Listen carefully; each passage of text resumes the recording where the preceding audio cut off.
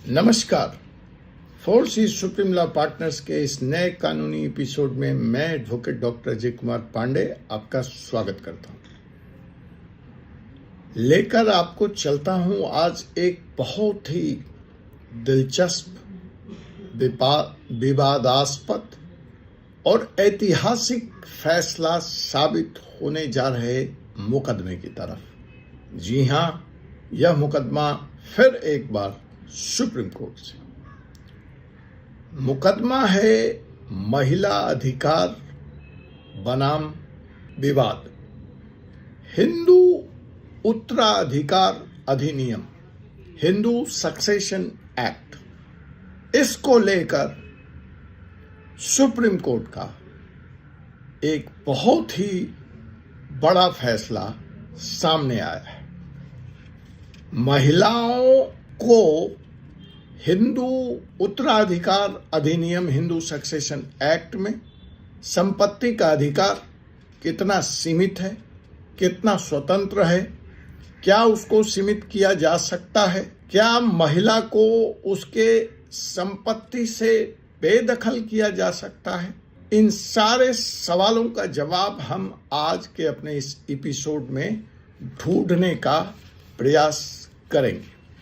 जी हाँ जनाब, हिंदू उत्तराधिकार अधिनियम, हिंदू सक्सेशन एक्ट 1956 की धारा 14 जो है, सेक्शन 14 है, वो महिलाओं के संपत्ति के अधिकार के बारे में बात करती है।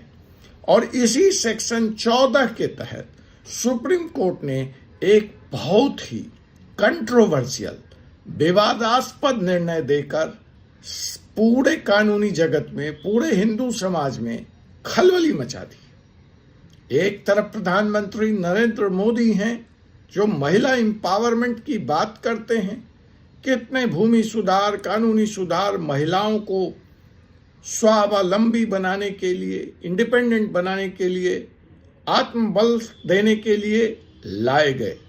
लेकिन इस फैसले ने, सुप्रीम कोर्ट के इस फैसले ने महिला अधिकारों, महिलाओं की सुरक्षा के, खास करके संपत्ति के मामले में फिर से एक बार बड़ा क्वेश्चन मार्क, बड़ा प्रश्न चिन्ह लाकर खड़ा कर दिया है। एक तरफ वो कानून है जो कहते हैं कि बेटियों का पिता की संपत्ति में, इररिस्पेक्टिव ऑफ कि पिता जिंदा हैं, उनकी कब मृत्यु हुई, इररिस्पेक्टिव ऑफ कि वो संपत्ति पैतृक है या पिता द्वारा अर्जित है, बेटों के बराबर हक और हकूक देने की बात करता है। वहीं दूसरी तरफ यह फैसला तो कुछ और ही कहता हुआ नजर आ रहा है। 9 दिसंबर 2024, जी हां, 9 दिसंबर 2024 को सुप्रीम कोर्ट ने एक ऐसे मामले में हमारा ध्यान खींचा है जो कि महिलाओं के संपत्ति के अधिकार से जुड़ा है। अब जैसा कि मैंने आपसे कहा कि हिंदू सक्सेशन एक्ट सेक्शन 14 महिलाओं के संपत्ति के अधिकार के बारे में बात करती है। अब जब हम इस कानून में आगे चलते हैं तो सेक्शन 14(1), सेक्शन 14 सब सेक्शन 1 यह कहती है कि अगर महिला के पास पहले से संपत्ति का अधिकार है तो वह पूरी तरह से स्वतंत्र है। वो संपत्ति अपने पास रख सकती है, उसका क्रय विक्रय कर सकती है, उसको गिफ्ट में दे सकती है, उसको विल में दे सकती है। यहाँ पर कोई विवाद नहीं है। लेकिन शर्त क्या है कि उस महिला का उस संपत्ति पे अधिकार पहले से हो। अब जब सेक्शन 14 के हम सब सेक्शन 2 में आते हैं तो यह सब सेक्शन महिलाओं को कि उस संपत्ति पे लागू होती है जो संपत्ति महिला को पहली बार किसी वसीयत, विल के थ्रू, दान के थ्रू, गिफ्ट या अन्य दस्तावेज के माध्यम से ट्रांसफर की जाती या ट्रांसफर हुई है। And by virtue of that transfer, gift, deed, will, she becomes the owner. अब सवाल यह है कि जब सेक्शन 14 सब सेक्शन 2 के तहत महिला को संपत्ति मिलती है तो ये कंडीशनल होता है। इसमें कुछ शर्तें लगी रहती हैं और उसके आधार पर सीमित और असीमित अधिकार का फैसला होता है। तो पहले हम उस मुकदमे पे आए जिसकी हम यहाँ चर्चा चलते हैं, उसके पहले हम आपको ले चल सकते हैं भी तुलसामा बनाम शेषा रेड्डी 1977।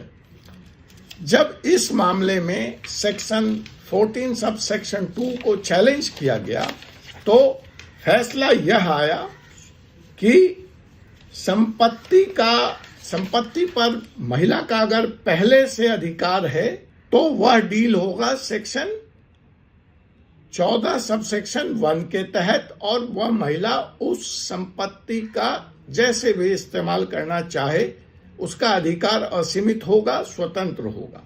लेकिन जब हम कर्मी बनाम अमरू 1972 के फैसले को देखते हैं, जजमेंट को देखते हैं, तो यहां पर यह कहा जा रहा है कि अगर संपत्ति किसी नई शर्त के साथ दी गई है, अर्थात अगर यह transfer falls with in Hindu succession act section sub section 2, तो महिला का अधिकार सीमित हो जाएगा। अब ये जो सुप्रीम कोर्ट का नया फैसला आया जिसका केस टाइटल है तेज भान and others versus Ram Kishan,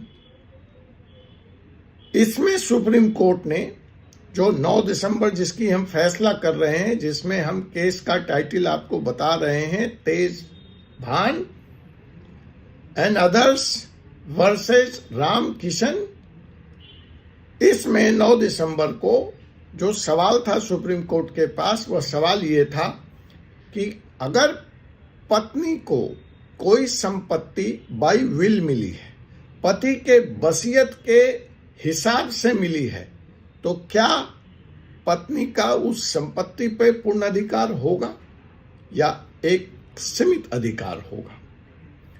अब सेक्शन 14 सब सेक्शन 2 और कर्मी बनाम अमरू की बात करें तब तो इट वॉज एन एस्टेब्लाइज्ड थिंग कि भैया सीमित अधिकार होगा।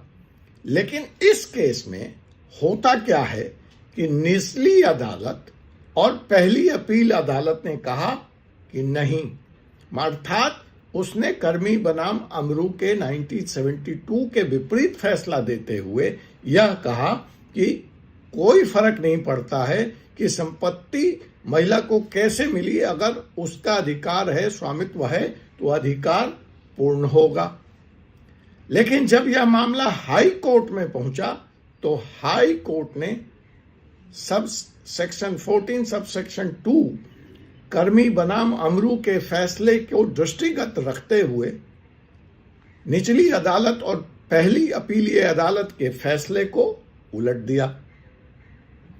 अब यह मामला पहुंच गया सुप्रीम कोर्ट और सुप्रीम कोर्ट ने इस विवाद को सुलझाने के लिए फिलहाल कोई फैसला देने से इनकार कर दिया और पूरे मामले को एक बड़ी बेंच को सौंप दिया गया है।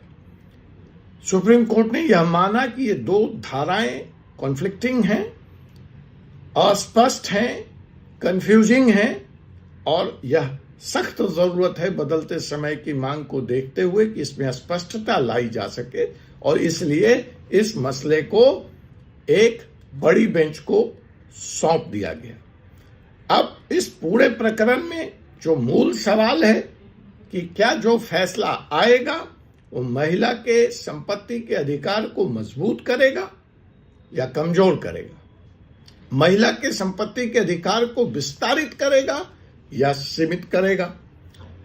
और कानून में यह अस्पष्टता आ जाने के कारण इस तरह के जितने मुकदमे फिलहाल डिस्ट्रिक्ट कोर्ट्स, अपीलीय कोर्ट्स, हाई कोर्ट में हैं, वह प्रभावित हो सकते हैं। उस पर अब निर्णय आना मुश्किल हो जाएगा। तो सुप्रीम कोर्ट का यह नया जजमेंट, यह नया दृष्टिकोण और लार्जर बेंच के फैसला क्या आता है, इसको दृष्टिगत रखते हुए यह सवाल पूछना आज यहाँ पे जरूरी बनता है, लाजमी हो जाता है कि क्या यह फैसला महिलाओं के संपत्ति के अधिकार को एक नया और ऐतिहासिक मोड़ देने वाला साबित हो सकता है। आपकी इस विषय में क्या राय है?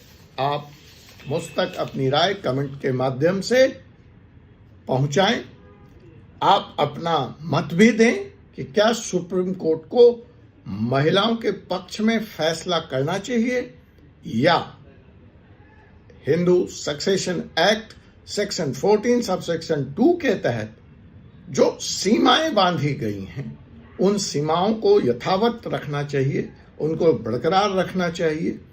नीचे कमेंट करके अपनी राय जरूर दें और इस तरह की कानूनी चर्चाओं के लिए चैनल को सब्सक्राइब करें। आपसे जल्द मिलेंगे एक और रोचक विषय के साथ। तब तक मुझे advocate doctor Ajay Kumar Pande supreme court of India को अनुमति दीजिए। जय हिंद, जय संविधान, जय हिंदुस्तान।